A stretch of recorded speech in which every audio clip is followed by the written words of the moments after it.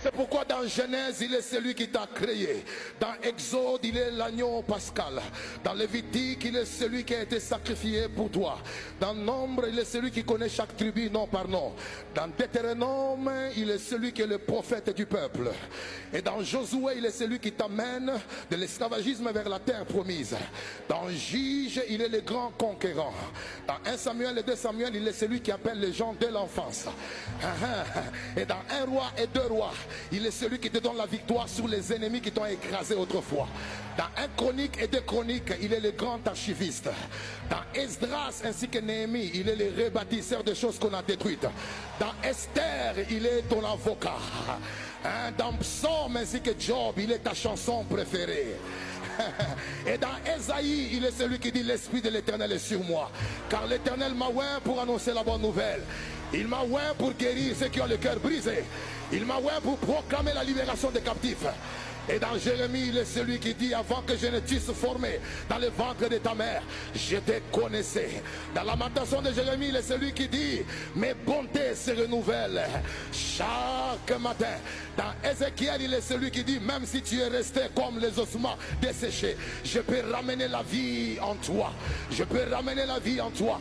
Dans Daniel, il est celui qui se présente comme le 4e homme dans le feu. Et dans Osée, il est celui qui dit mon peuple périt faute de connaissances. Dans Jonas, il est celui qui dit même si les poissons t'avaient avalé, je les commanderai, je lui donnerai l'ordre de te vomir. Et dans Habakkuk, il est celui qui dit même lorsque la prophétie tarde, attends-la car elle s'accomplira. Dans Joël, il est celui qui dit dans les derniers temps, je répandrai de mon esprit sur toutes chairs.